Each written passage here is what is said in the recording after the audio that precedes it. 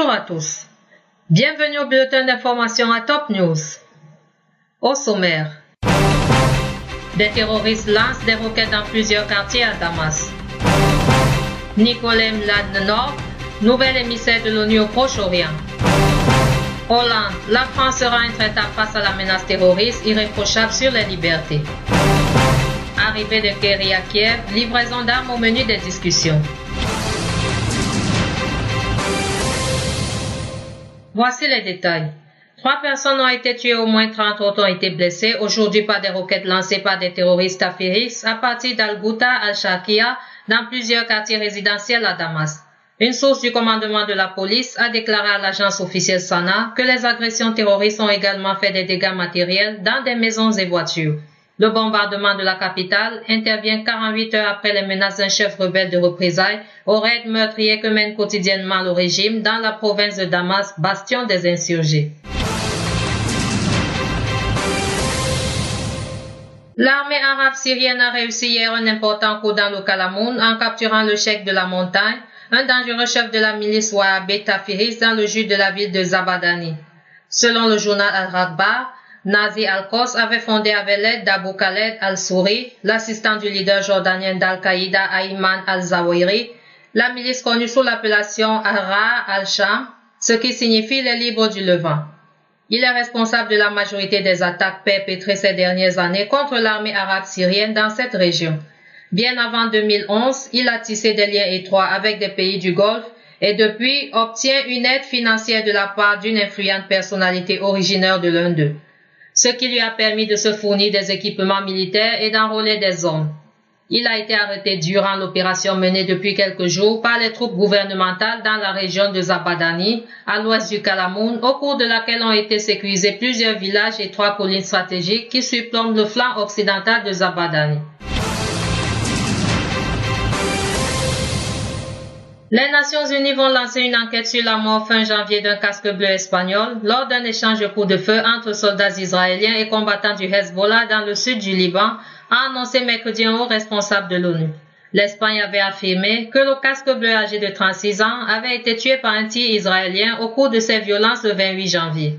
Le rapport de la FINUL devrait être présenté au Conseil de sécurité dans les prochains jours, selon ce responsable, mais l'ONU va aussi lancer une enquête plus large. Nous allons constituer dès à présent une commission d'enquête pour examiner tous les aspects de ce décès, a précisé le responsable de l'ONU sous couvert de l'anonymat. Il y a eu des violations des accords de cessez-le-feu, mais on en a besoin d'en savoir plus, a-t-il ajouté. Le Conseil de sécurité de l'ONU a approuvé la nomination du diplomate bulgare Nicolas Mladenov au poste d'émissaire des Nations Unies au Proche-Orient en remplacement du néerlandais Robert Serry, ont annoncé mercredi des diplomates. Monsieur Mladenov, âgé de 42 ans, était émissaire de l'ONU en Irak depuis 2013. Il remplacera Robert Serry, qui occupait le poste depuis 2007. Aucun des 15 pays membres du Conseil de sécurité n'a formulé d'objection à cette nomination proposée par le secrétaire général de l'ONU, Ban Ki-moon, selon un diplomate. Ancien ministre bulgare des Affaires étrangères et de la Défense, M. Mladenov a conduit les missions de l'ONU en Irak au moment de la montée du groupe djihadiste État islamique qui a lancé depuis l'été 2013 une offensive armée en Irak et en Syrie.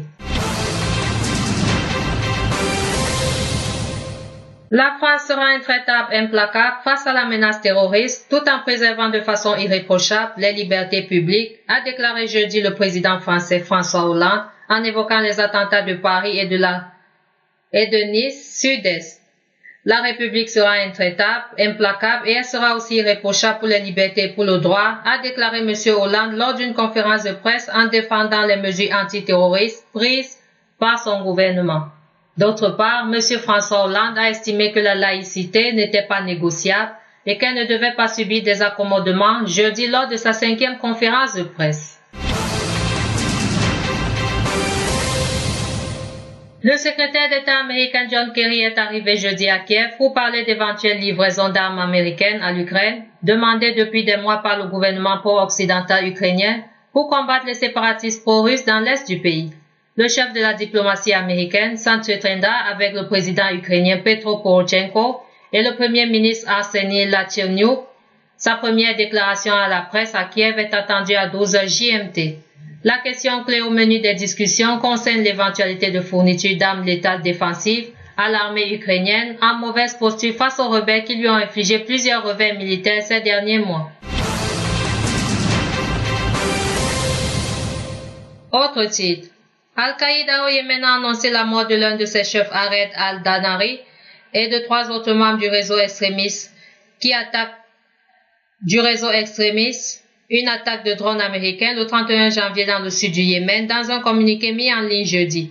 Le Yémen a fait le sacrifice d'un groupe de bons musulmans dans une attaque de drones américano-croisés contre leur voiture à Al-Saïd dans la province de Chabois, écrit l'organisation en identifiant les 4 morts, dont Khaled al-Dari, présenté comme l'un des responsables de sa commission de jurisprudence. Enfin, un extrémiste islamiste recherché par Washington et soupçonné d'avoir participé aux attentats de Bali en 2002 a probablement été tué lors d'une opération de police meurtrière en janvier aux Philippines, a indiqué le FBI en s'appuyant sur des analyses d'ADN. Ces analyses viennent appuyer encore ce qui avait été annoncé sous réserve de vérification juste après l'opération par les autorités philippines. Zulkifli bin Hir, alias Marwan, l'un des hommes les plus recherchés par les États-Unis, était la cible principale lors de cette opération menée le 25 janvier et qui s'est transformée en bain de sang, des affrontements avec la rébellion musulmane ayant fait 44 morts parmi les policiers.